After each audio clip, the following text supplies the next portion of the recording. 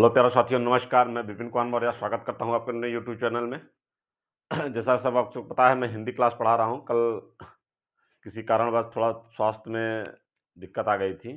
थोड़ा फ़ीवर कल ज़्यादा हो गया था मुझे, तो कल मैं आपको हिंदी लेके आ नहीं पाया टॉपिक। तो सोचा आज संडे है, आज तो आपको पढ़ा ही दूँ मैं। तो सैटरडे की क्लास आ नहीं पाई इसलिए, तो आज संडे है, मैं तो सोचा गैप ना हो आपका। तो आपके लिए मैं आज हिंदी पढ़ा रहा था अभी। हिंदी में हम आपको अलंकार पढ़ा रहे थे। अलंकार में हमने आपको 2 अलंकार बताए थे, शब्दालंकार, अर्थालंकार, जिसमें से हमने आपको शब्दालंकार बता दिया था। अच्छा, आप लोग ये चीज़ जानते हैं नहीं, जो मैंने शब्दालंकार बताया था पाँचों, आप लोग उसको रिवाइज़ करके आए हैं क्या? Very good, good, good, revise किए होंगे। अच्छा है, बहुत अच्छा। तो आप सब रिवाइज़ करके आए हैं, तो अब आगे इसके अलंकार के आगे हम आपको अर्थालंकार पर ले चलेंगे। इसके हमने 2 भेद बताए थे, कौन-कौन से आपको? शब्दालंकार और आपका कौन-सा? अर्थालंकार। शब्दालंकार, अर्थ, हमने शब्दालंकार के बारे में हमने 5 भेद बता दिए थे। अब अर्थालंकार के भी कुछ भेद बताएंगे हम। इसके तो हैं लाखों भेद वैसे, ठीक, लाखों मतलब कई भेद हैं, हम गिना नहीं सकते कितने भेद हैं। आप जितने बुक उठाओगे उतने सारे बुकों में आपको उतने प्रकार के अलंकार मिलते हुए चले जाएंगे आपको, ठीक है। तो आप उन अलंकारों से घबरा जाएंगे कि यार अर्थालंकार पढ़े कैसे, क्या पढ़ें। जैसे विसर्ग संधि बताया था हमने, उसमें इतने रूल थे। व्यंजन संधि बताए थे, इतने रूल थे, पूछो ना, भरमार लगी रहती है रूल की, ठीक है। तो इसलिए अर्थालंकार में आपको बहुत ज़्यादा दिया रहता है, लेकिन मैं इसमें शॉर्ट से मैं 2 वीडियो 3 में इसको ख़त्म करूँगा, ताकि आपको बहुत अच्छे से क्लियर हो जाए अर्थालंकार के बारे में। फिर आपका कभी एग्जाम में क्वेश्चन गलत ना हो आप सबका, ठीक है प्यारे बच्चों?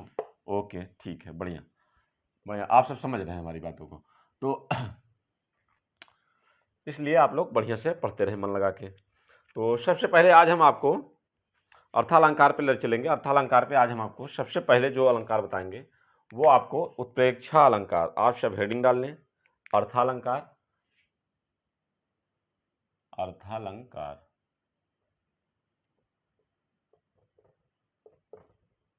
अर्थालंकार। अर्थालंकार में पहला मैं बताऊंगा आज आपको कौन सा अलंकार? पहला उत्प्रेक्षा। उत्प्रेक्षा के बारे में हम 2 मिनट चर्चा कर लें, फिर इसको बताएं। उत्प्रेक्षा अलंकार, हम जानते हैं उत्प्रेक्षा अलंकार कहते किसे हैं, आप जानिए। अच्छा, इसमें 2 शब्द होते हैं, एक उपमेय, क्योंकि अर्थालंकार की बात करें तो हम आपको उपमेय और उपमान यही क्लियर कर दें, थोड़ा सा आप देख लीजिए। एक शब्द होता है उपमेय, एक शब्द होता है उपमान।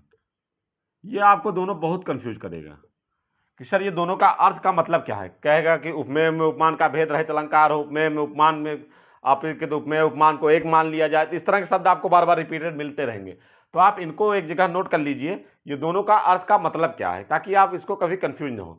उपमेय का जो तात्पर्य होता है वो सीधा प्रत्यक्ष रूप से है, प्रत्यक्ष, और उपमान का अप्रत्यक्ष।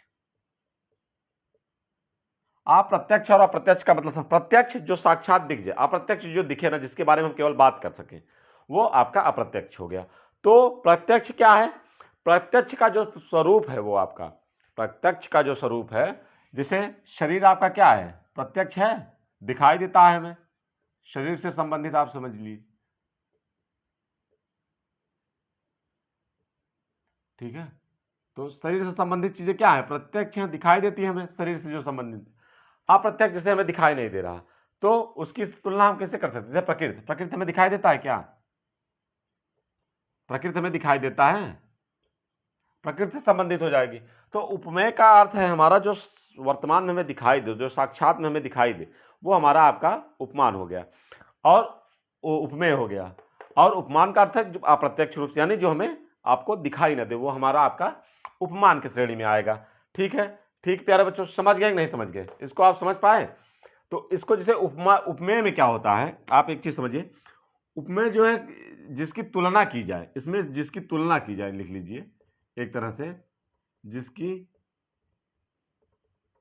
तुलना की जाए, ठीक है, जिसकी तुलना की जाए, जिसके बारे में बात किया जाए, यानी प्रत्यक्ष। जैसे शरीर संबंधित कुछ भी, एक उदाहरण तौर पर इन चीज़ों से आप इसको समझ सकते। और इसमें तुलना नहीं की, इसमें जिससे तुलना की जाए, इसका लिख लीजिए, जिससे तुलना की जाए, इससे जिससे तुलना की जाती है। तो ये आपका उपमेय हो गया, ये आपका उपमान हो गया। ये बात क्लियर हुई कि नहीं? क्लियर हुई कि नहीं? ठीक ठीक ठीक प्यारे बच्चों, क्लियर है आपका ये बात। आप इसे नोट कर लीजिए उपमेय उपमान का, फिर हम आपको उत्प्रेक्षा के बारे में बताएं आगे। ठीक है, इसको आप नोट कर लिए होंगे। अब आपको अब उत्प्रेक्षा आपको समझ में आएगा कि उत्प्रेक्षा में जब मैं उपमेय उपमान की चर्चा करूंगा तो आप इसे अच्छे से क्लियर कर पाएंगे कि उपमेय क्या है, उपमान। अब थोड़ा सा हम उत्प्रेक्षा के बारे में 1 मिनट आपको बता दें। उत्प्रेक्षा जो होती है वो काफ़ी डिफिकल्ट है। डिफिकल्ट का अर्थ ये है कि अगर आप इसके आप पहचान के रूप में जाओगे तो इसको जल्दी पहचान लोगे, और अगर इसकी परिभाषा के रूप में जाओगे तो थोड़ा सा डिफिकल्ट होगा। क्यों? क्योंकि पहचान जो है शब्द से आप तुरंत इसको पकड़ लोगे, और इसकी जो परिभाषा है उसके आधार पे आप इसको पकड़ने में थोड़ा सा आपको दिक्कत होगी, थोड़ी सी आपको कन्फ्यूजन होगी। लेकिन मैं फिर बता दे रहा हूँ, उसके बाद उसकी पहचान बता रहा हूँ, ताकि ये आपके एग्जाम में कभी गलत ही ना हो क्वेश्चन। तो जहां उपमेय में उपमान की कल्पना की जाए, मैंने क्या कहा? उपमेय उपमान बताया, मैंने कहा उपमेय में उपमान की कल्पना की जाए। लिखिए परिभाषा इसकी, जिसमें उपमेय में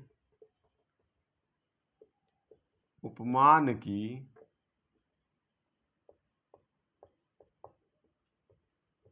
कल्पना की जाए। तो वहां पे कौन सा होगा? तो वहां पर उत्प्रेक्षा अलंकार होता है। अब आप समझ गए, उपमेय यानी प्रत्यक्ष, उपमान मतलब अप्रत्यक्ष। यानी जो प्रत्यक्ष रूप से दिखाई दिया है इसमें उपमान की कल्पना की जाए, यानी प्रत्यक्ष में ही हम अप्रत्यक्ष को कल्पना कर लें। जैसे हमने कहा यार, एक आप जैसे लाठी देखें कि यार जैसा कुछ है ये लाठी, तो उसमें आप किसी और की कल्पना कर ले। जैसे किसी को देखते हैं हम, अपनी कल्पना दूसरे उसको ले लेते हैं कि यार ये तो यार जैसे कल्पना मान लेते हैं कि यार एक बहुत बढ़िया चीज़। जैसे कहीं घूमने गए हम किसी पार्क में, तो कल्पना करने लगे जैसे स्वर्ग में आ गए घूमने। तो इस तरह की जो कल्पनाएं हैं हमारी, जो सत्य को हम कल्पना मान लें, जब कोई सत्य दिखे उसकी तुलना हम किससे कर लें, उसी को हम उपमान मान लें। उपमान यानी कल्पना करने लगे उसके बारे में, तो वही आपका उत्प्रेक्षा अलंकार है। इससे आप कम पकड़ पाएंगे, इसकी एक पहचान है, पहचान लिख लीजिए, इससे आप बहुत अच्छे से क्लियर कर पाएंगे इन शब्दों को। ठीक है, और बहुत फेमस है ये शब्द, आप पढ़े होंगे हाई स्कूल इंटर में। मनु मानो जनु जानो और मनो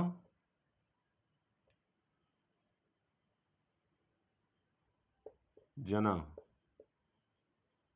ठीक प्यारे बच्चों, क्लियर हुआ कि नहीं क्लियर हुआ? Very good very good very good. ये आपका ट्रिक के रूप में काम करेगा। ठीक है, आप इस पहचान को नोट कर लीजिए, यही शब्द याद कर लिए। जितने भी उत्प्रेक्षा के आएंगे, जितने भी, मैं कह रहा हूं XYZ, जितने भी उत्प्रेक्षा से संबंधित होंगे, उत्प्रेक्षा का वाक्य जिसमें दिया रहेगा उसमें मनु मानो, जनु जानो और आपका मनः जनौ, इन 6 शब्दों में से कोई एक शब्द जरूर आएगा। जरूर आएगा का मतलब कन्फर्म है आना। तो इसको मैं बता रहा हूं कैसे। अब आप इसके एग्जाम्पल में देखिए, एक मैं दे रहा हूं, उसमें देखिए आता है कि नहीं आता है, आप अपने से क्लियर करके बताइएगा। तो पहला देखिए, फूले काश सकल महि छाई। क्या है एग्जाम्पल? फूले काश सकलमय छाई, सकलमय छाई। ठीक, ये पहली लाइन। दूसरी लाइन इसकी है, जन वर्षा ऋतु प्रगट बुढ़ाई। जन वर्षा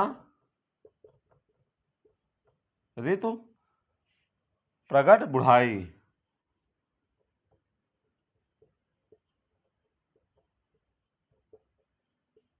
प्रगट बुढ़ाई। अब देखो, अब आपको हमने क्या कहा? मनु मानो जनु जानो मनो जनो में से कोई एक शब्द आएगा। अब यहां पे देखिए कौन सा शब्द है? जनु। तो ये क्या हो जाएगा?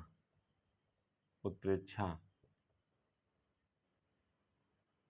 ठीक है, उत्प्रेक्षा हुआ कि नहीं हुआ?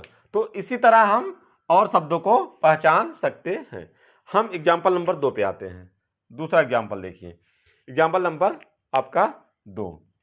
उस काल मानो क्रोध से, एक है वाक्य,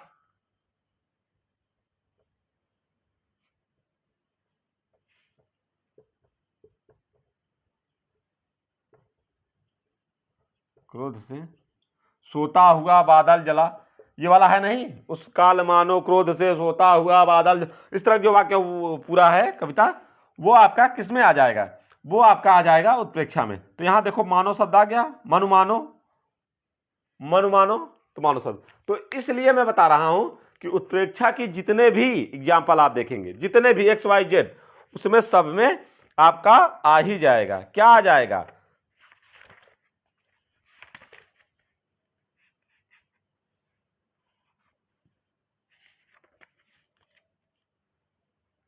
उसमें आपका मन मानो जन जानो आ जाएगा। ठीक है,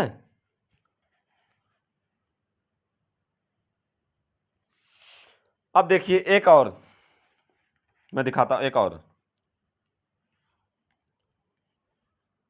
इसको नोट करिए, नोट करिए इसको।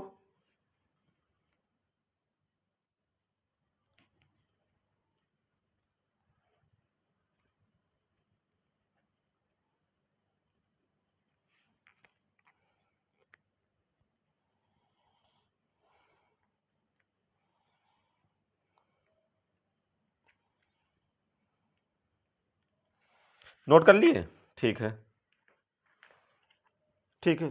कहाँ गया मिट्टा यार, पास रखा करो मिट्टा।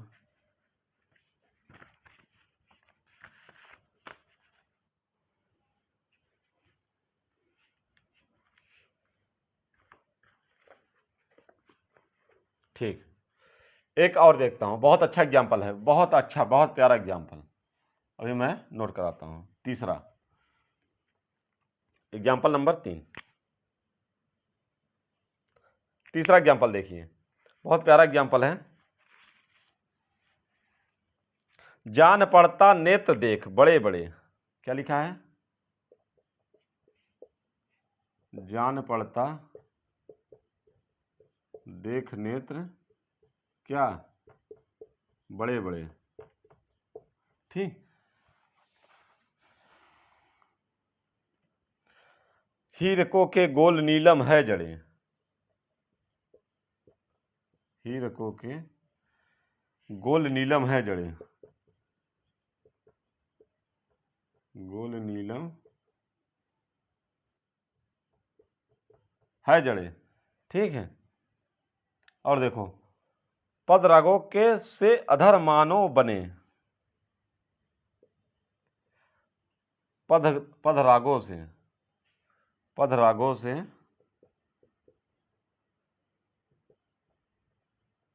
पद रागों से अधर मानो बने।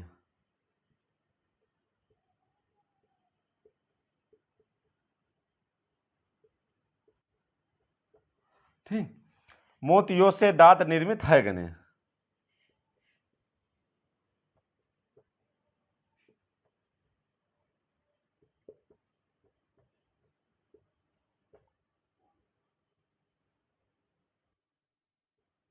अब देखिए बहुत प्यारा वाक्य है। अब देखिए इसमें आप पूरा वाक्य पढ़ते हैं, जान पड़ता देख नेत्र बड़े बड़े, हीरको के गोल नीलम है जड़े, पद रागों से अधर मानो बने। अब देखो यहां मानो शब्द आ गया और मोतियों से दांत निर्मित है घने। अब मानो शब्द आ गया तो हमारा उत्प्रेक्षा अलंकार सीधा हो गया। तो इस तरह ये हम आपको उत्प्रेक्षा अलंकार पहचान सकते हैं। ठीक है, बस आप इतना जाने मनुमानो जो जानो शब्द आएगा तो आपका उत्प्रेक्षा अलंकार होगा। नोट करिए इसे, नोट करिए, उत्प्रेक्षा अलंकार आपका समाप्त होता है। ठीक है,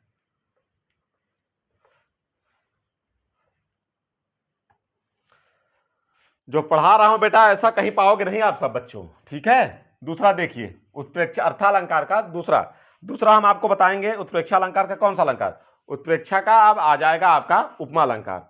उपमा अलंकार बहुत वेरी वेरी इंपॉर्टेंट।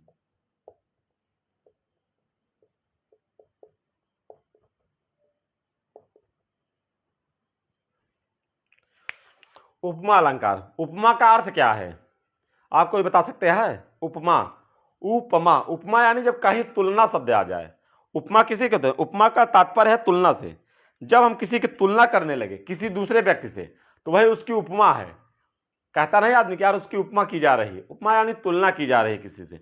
जब जैसे मैं मान लूं कि यार मेरी तुलना किसी से करने लगे किसी दूसरे से, तो वो क्या है? उपमा। जैसे आदमी कहता नहीं कि यार ये दिव्यकीर्ति सर जैसा पढ़ाते हैं, तो दिव्यकीर्ति सर जैसा क्या, यानी हमारी तुलना उनकी, किसी की तुलना उनसे हो जाए। कोई उनके जैसा पढ़ाता होगा तो उनकी तुलना आप किसी से कर सकते हैं। ठीक है, तो ये उपमा की है परिभाषा। तो उपमा अलंकार में हमारा तुलना ही आता है।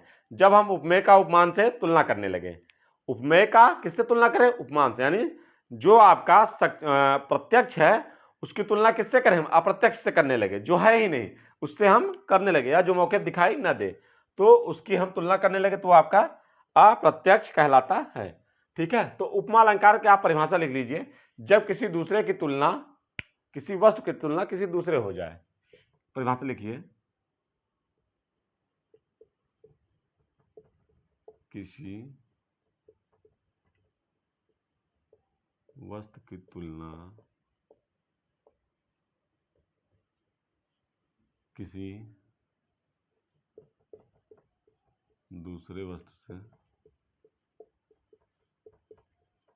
व्यक्ति से हो जाए तो वहाँ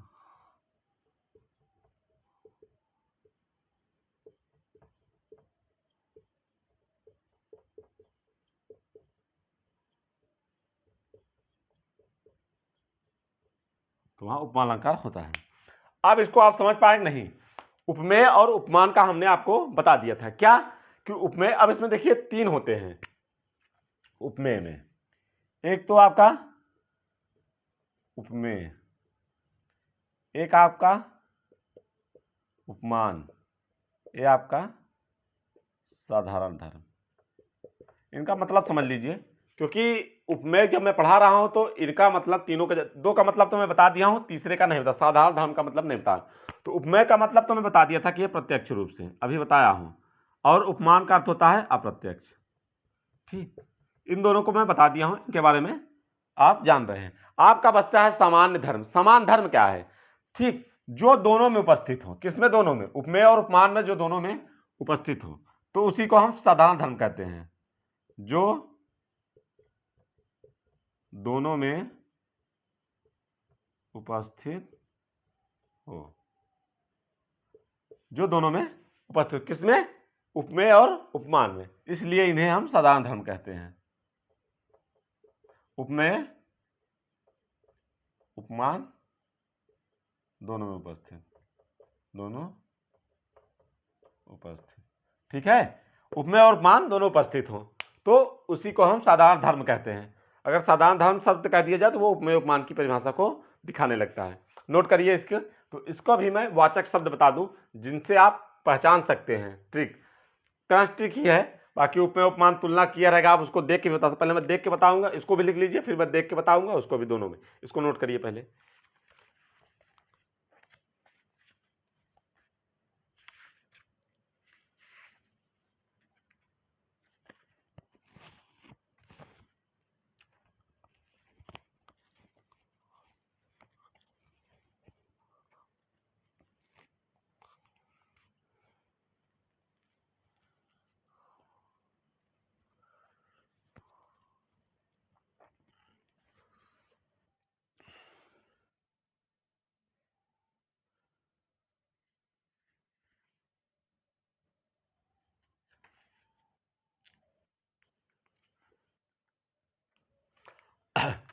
अब देखिए, उपमेय हो गया, उपमान हो गया, साधारण धर्म। इसमें एक और होता है, क्या? उसको भी नोट कर लीजिए, वाचक शब्द। ठीक है, वाचक शब्द। तो वाचक शब्द आप लिखिए,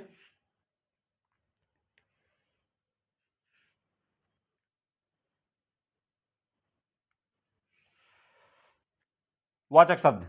वाचक शब्द क्या है आपके? वाचक शब्द जो बीच में उसके आते हैं, जैसे आपके सा, सी, ये सब वाचक शब्द है। ठीक, आप देखिए, जैसे सा, सी, सरिस ज्यो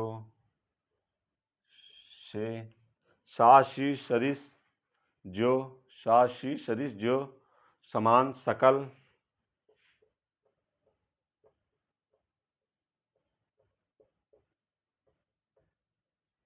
सम। ठीक, इस तरह के जो हैं वाचक शब्द ये, यही आपके, इन चारों को आप अच्छे से नोट कर लीजिए। ठीक, क्योंकि यहां से क्वेश्चन बनता है, इन्हीं से आप ये आपका पहचान भी एक तरह से। आप ये शब्द देख जाएं ये, क्योंकि उपमा अलंकार के 3 भेद भी हैं, वो तीनों भेद एग्जाम में, वनडे एग्जाम में नहीं पूछता, वो पूछता है एडवांस लेवल। एडवांस लेवल जैसे टीजीटी हुआ, आपका पीजीटी हुआ, आप नेट जेआरएफ देने लगे तो उसमें ये हिंदी पूछ लेती है। तो मैं नेट जेआरएफ के लिए पढ़ा नहीं रहा हूं अभी, जब उसके लिए पढ़ाऊंगा अलग से तब मैं उसको डीप में पढ़ाऊंगा। तो मैं यहाँ छोटा सा एक बता दूंगा, वो तीनों इसके प्रकार है कौन, क्योंकि कभी कभी क्या होता है जब क्वेश्चन इसी में वनडे एग्जाम में, जैसे एसआई पेपर देंगे आप, या फिर आप जैसे लोअर का देंगे, तो इसमें तो हिंदी नॉर्मल ही पूछता है, सब कुछ नॉर्मल, लेकिन जब उसके क्वेश्चन स्टैंडर्ड थोड़ा बनाता है, क्वेश्चन नॉर्मल रहेगा, तो उसमें इन तीनों, जैसे कोई वाक्य कोई इसका सेंटेंस देगा तो वो ना देके इसके तीनों में से कोई एक दे देगा। जैसे इसके तीन कौन कौन से भाग हैं, मालोपमा हो गया आपका, लुप्तोपमा हो गया और पूर्वोपमा, इन 3 इसके प्रकार हैं, इन तीनों प्रकार में से कोई भी एक दे देगा, वही तो आपसे पूछ लेगा। तो ये थोड़ा डिफिकल्ट बनाता है, इसको नोट कर लीजिए चारों, इसको नोट कर लीजिए, फिर मैं बताऊं आगे इसके बाद का। इसको पहले चारों नोट कर लीजिए, क्योंकि ये 4 धर्म हैं, इनको कहते हैं 4 धर्म।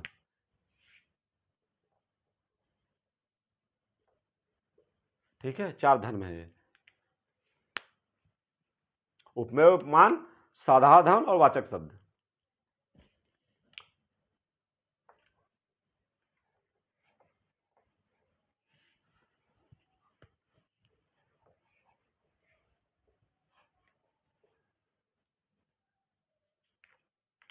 इसके 3 भेद कौन कौन से हैं?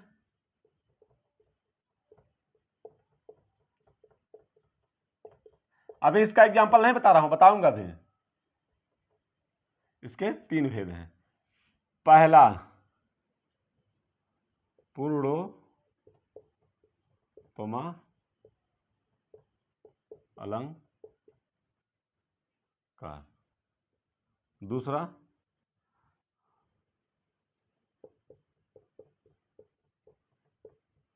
मालोपमा अलंकार। एक चीज और देख लीजिए, जब आपके एग्जाम में देगा तो पूर्णोपमा, मालोपमा और जो तीसरा आपका है लुप्तोपमा, तीनों एक साथ देगा, ऑप्शन में दे सकता है।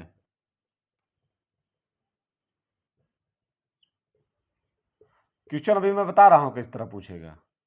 जैसे आपका पूछेगा ये कि बताइए निम्न में से कौन सा उपमा अलंकार नहीं है, 3 ये दे देगा, एक कोई और अलंकार दे देगा, तब आपको ये देखना होगा 3 में से कौन उपमा अलंकार है कि नहीं। तो ये तीनों ऑप्शन में रहेगा, एक चौथा दे देगा, वही आपका उपमा अलंकार नहीं, क्योंकि उपमा अलंकार के जो 3 ही भेद हैं।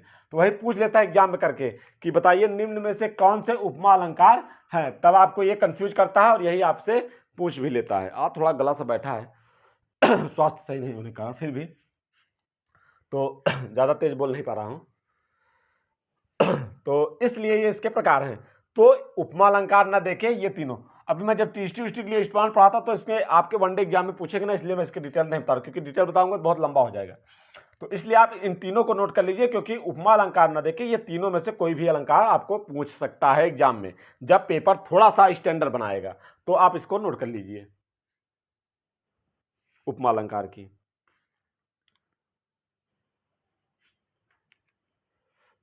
आप देखिए नोट कर लिए होंगे।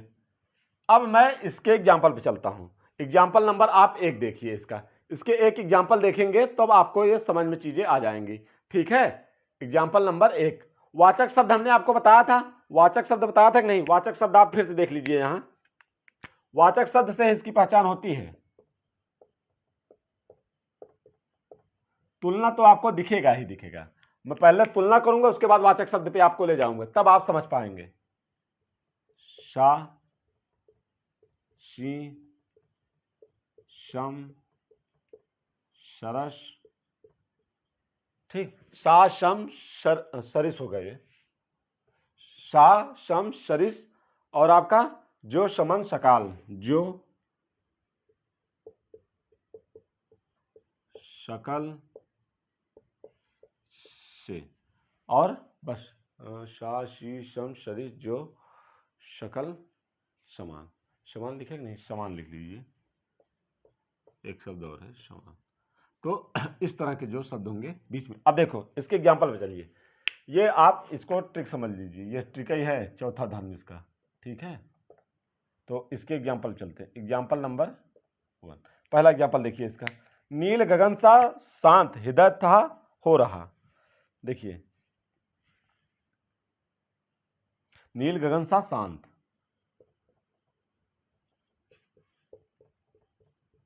नील गगन सा शांत हृदय था हो रहा, हृदय था हो रहा, ठीक है, हृदय था हो रहा। मैं समझो निर्धार, मैं समझो निर्धार, मैं समझो निर्धार, यह जग काचो काच सो, यह जग काचो काच सो, ठीक। अब देखिए पहले मैं इसके परिभाषा के हिसाब से इसको पहचान बताऊंगा आपको। नील गगन सा शांत हृदय था हो रहा। अब नील गगन यानी जो नीला गगन है वो कैसा है, वो शांत हृदय सा था, यानी मेरा जो जो नीला गगन आकाश है वो कैसा है, मेरे हृदय की तरह, मेरे कोमल हृदय की तरह बिल्कुल ही शांत है। जैसे हृदय मनुष्य का कोमल होता है, एकदम शांत होता है हृदय, वैसे ही आकाश का जो नीला है, नीला आकाश वो कैसा है, मन के हृदय के गहराइयों जैसा शांत है। तो वही बात कह रहा है।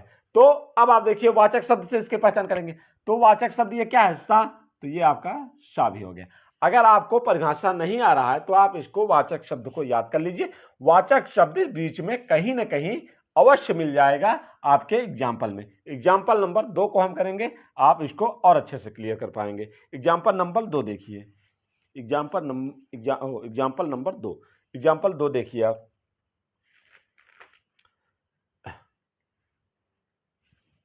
देखिए जैसे एग्जाम्पल नंबर 2,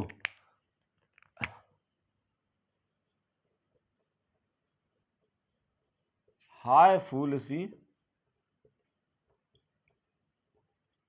कोमल बच्ची, ठीक है, हाय फूल सी कोमल बच्ची, मैंने क्या कहा, हाय फूल सी कोमल बच्ची। कोमल बच्ची कैसी है, हाय फूल सी, यानी जो कोमल बच्ची है वो फूल जैसी है। कैसी है, फूल जैसी, यानी कोमल बच्ची की तुलना हमने फूल से कर दिया यहाँ पे, तो इसलिए ये आपका उपमा अलंकार में चला जाएगा। अब हम इसके वाचक शब्द के आधार पर देखेंगे तो यहाँ पे सी शब्द आपका आ गया। एग्जाम्पल नंबर 3 देखिए, तीसरा एग्जाम्पल आप नोट करिए। तीसरा एग्जाम्पल है आपका एक बहुत ही प्यारा सा, ठीक, बहुत प्यारा सा वाक्य है, पीपर पात सरिस मंडोला। बहुत सुने होंगे आप सब, सरिस मंडोला, ठीक है, पीपर पात सरिस मंडोला। तो पीपर का पत्ता जैसे डोलता है ऐसा पता नहीं चलता, वैसे मन मेरा डोल गया। मन कैसा डोला है, मन पीपल के पत्ते की तरह, थोड़ा सा भी हवा हुआ, हवा चली कि आप मन डोलने लगता है। जैसे बच्चे हो आप सब, थोड़ी सी कहीं लड़कियां देखी नहीं, मन डोलने लगता है तुम लोग का, क्यों, पढ़ाई में मन लगे ना लगे, लेकिन थोड़ी सी लड़कियां देख के मन डोलने लगता है तुम्हारा। तो वही चीज, मन ऐसे ना डुलाया करो हर समय, ठीक है। तो सरिस मन डोला, मन सरिस के जैसे डोल गया। आप इसके आधार पर देखेंगे तब भी ये सरिस आपको मिल गया। अब इसी पे आप चौथा देख लीजिए एक और, कौन सा चौथा, चौथा है हरिपद कोमल कमल से। अब क्या कह रहा है, हरिपद यानी हरि यानी प्रभु, प्रभु के पद कैसे हैं? कोमल, यानी बहुत कोमल है। कैसे कोमल है? कमल से। यानी प्रभु के पद कमल से भी अत्यधिक कोमल है। तो यहाँ पे क्या हो गई? उपमा। उपमा किसकी की जा रही है? प्रभु के पद की उपमा की जा रही है कमल के कोमलपन से। यानी प्रभु की जो पैर हैं वो इतने कोमल हैं जैसे कमल, उनकी क्या हो गई? उपमा हो गई, वहां तुलना हो गई। तो ये आपका हो गया। अब आप इसके आधार पर देखेंगे तो इससे यहाँ पे भी, इससे यहाँ पे वाचक शब्द के आधार, यानी वाचक शब्द इसमें आया हुआ है। तो एग्जाम अगर इसमें क्वेश्चन पूछता तब कैसे पूछता? जिससे दे दिया नील गगन सा शांत हृदय था हो रहा, और मैं समझो निर्धार यह जग काचो कांच सो।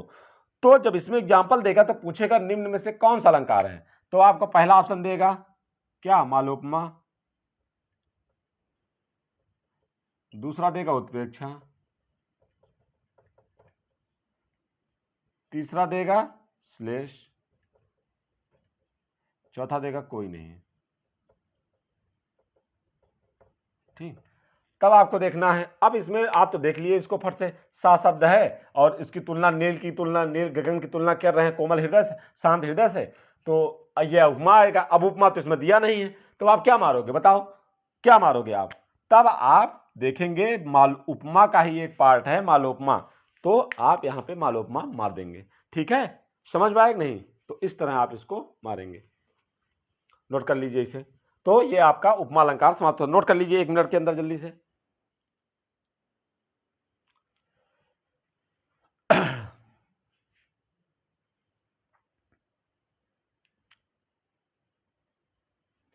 तीसरा देखिए,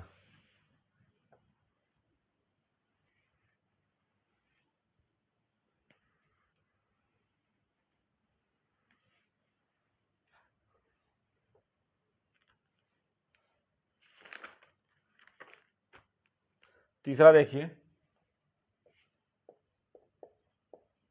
रूपक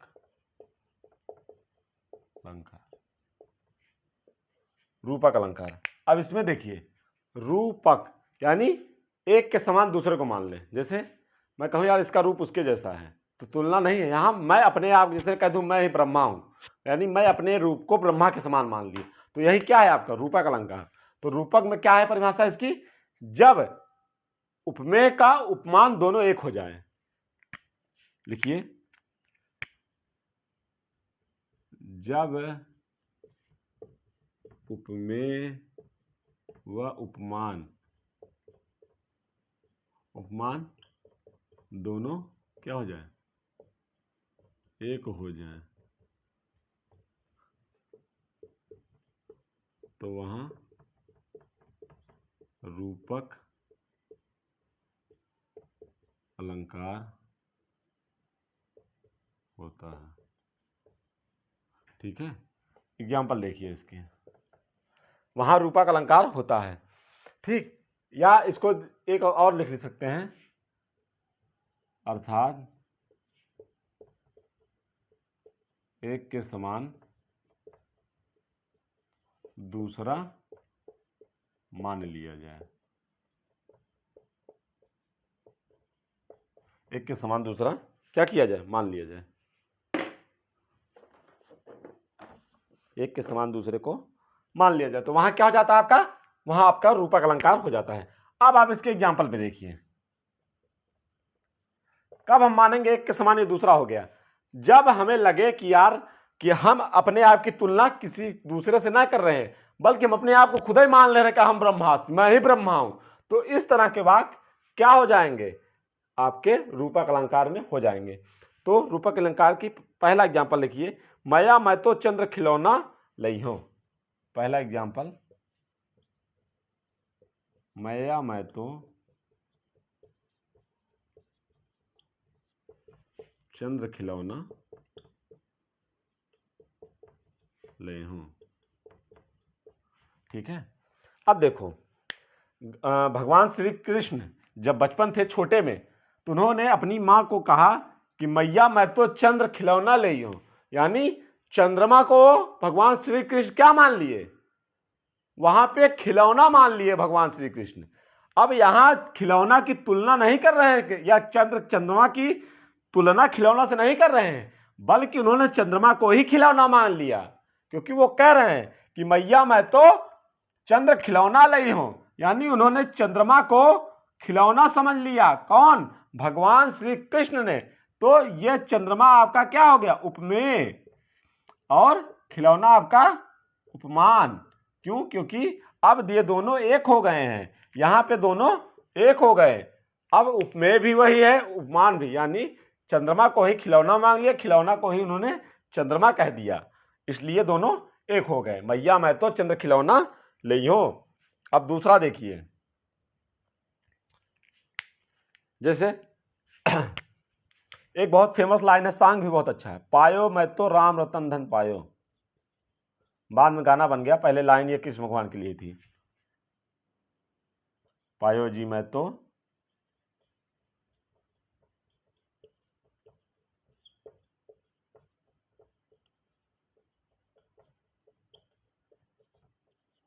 ठीक है। अब देखो, पायो जी मैं तो राम रतन धन पायो। अब ये राम का तुलना किससे कर दी? तुलना नहीं, धन से, यानी प्रभु श्री राम को ही इसने धन मान लिया। किसने? कवि ने। कवि ने कहा कि पायो जी मैं तो राम रतन धन पायो। अब कवि जो कह रहा है कि मैं तो भगवान श्री राम का ही धन पा गया हूं, यानी मुझे जो धन की प्राप्ति हुई है प्रभु श्री राम की ही प्राप्ति हो गई, यानी मेरे लिए मेरा धन श्री भगवान श्री राम ही है। तो इसलिए वो राम को ही धन मान के उसने उपमेय और उपमान को एक कर दिया, यानी दोनों को एक मिला दिया। इसी को हम कहते हैं रूपक अलंकार। इसको नोट कर लीजिए, एक एग्जाम्पल दो और बता दूं मैं, उसके बाद ये समाप्त हो जाएगा आपका रूपक अलंकार। नोट करिए, जल्द से नोट करिए प्यारे बच्चों, तुरंत।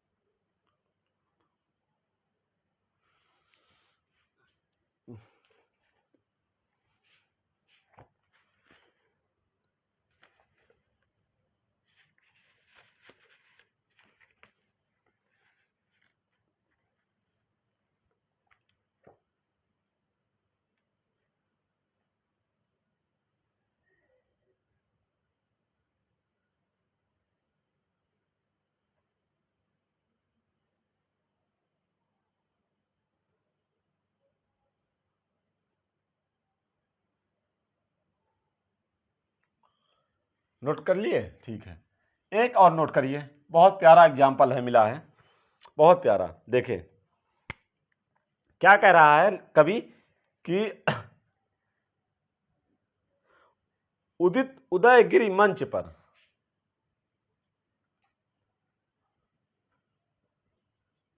उदित उदयगिरि,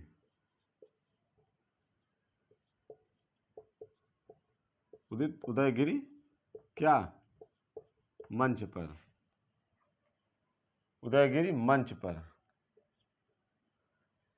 रघुवर बाल पतंग,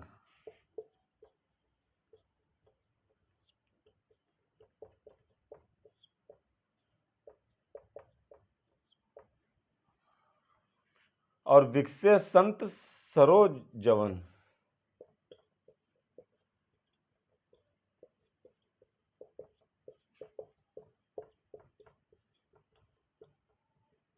विकसे संत सरोजवन, सरोजवन, और हर्षे लोचन भृंग।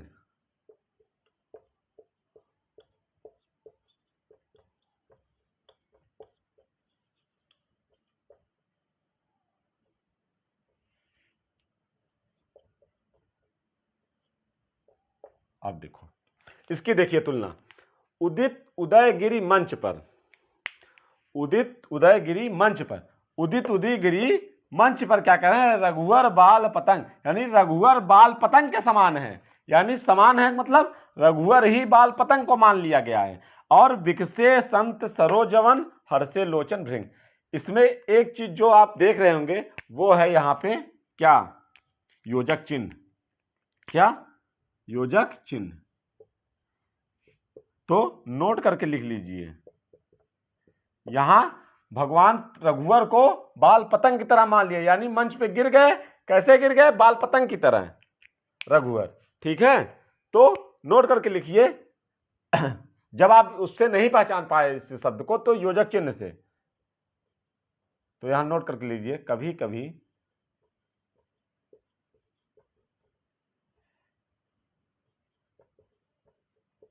बीच में योजक चिन्ह लगे रहने पर वह भी क्या होता है, रूपक अलंकार होता है।